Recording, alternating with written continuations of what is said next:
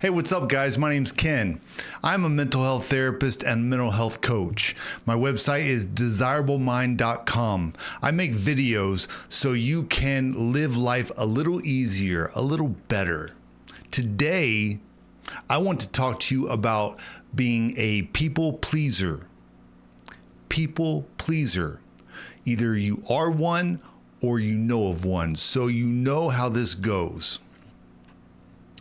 Being a people pleaser is like trying to hit a target that's always moving. You're looking at other people, you're engaged with other people, but at the same time, you're in your mind, you are trying to look for that entry to please others and gain that affirmation that you're doing okay. Being a people pleaser has you focus on others. Wait a minute. That's a good thing, right? Well, it's a good thing to focus on others to an extent. The thing is that we need to start thinking about who we are and how we present ourselves to others. It's very, very important, because if you are trying to be a people pleaser, that moving target is an emotional moving target. If you're coming up and trying to assess how somebody is doing, what their day is like, what's going on, are they smiling, are they frowning, are they talking pressured, are they this, are they that, that gets your emotions going and their emotions going, and oh my goodness, that gets all out of control. The thing is that when we allow other people to affect our emotions, it gets a little bit chaotic. It gets us twisted up because we don't get the affirmation that we want. And so we think, wow, other people really don't like us. When we are trying to please others, rather than present a pleasing personality, we can get lost in all of the, what's the word I'm looking for? All of the emotional entanglement.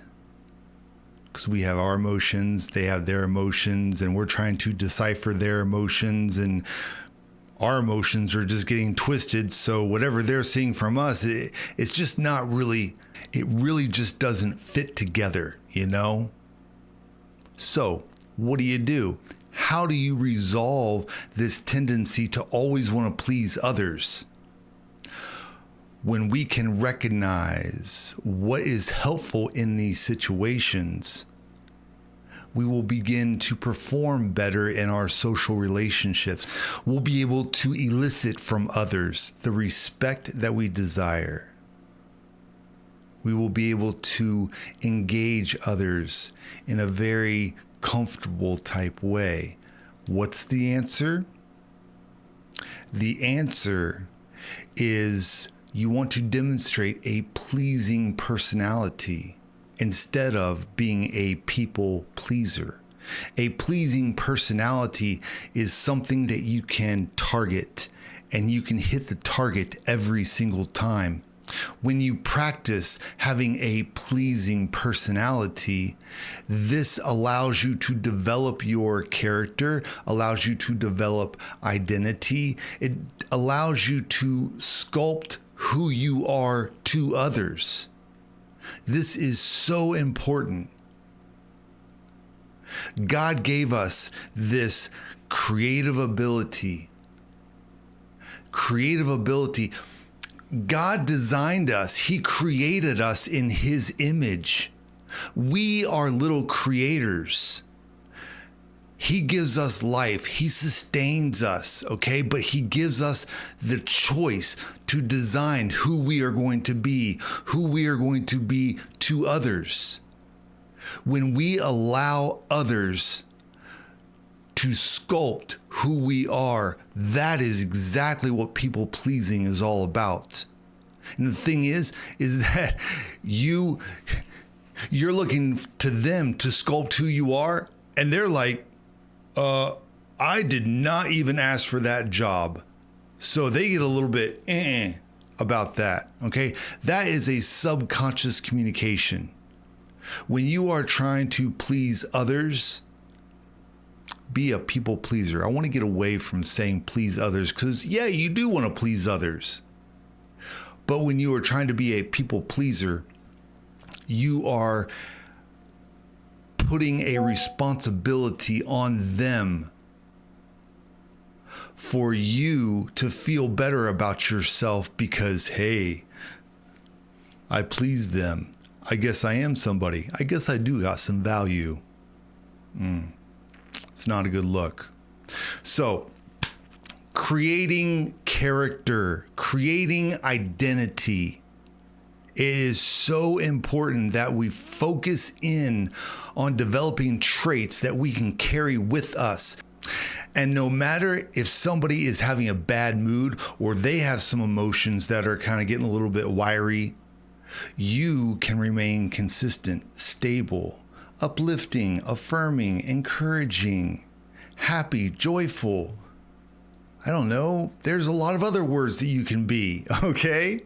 It's very important that we are able to develop these positive attributes about us because we want to identify with who God created us, the potential.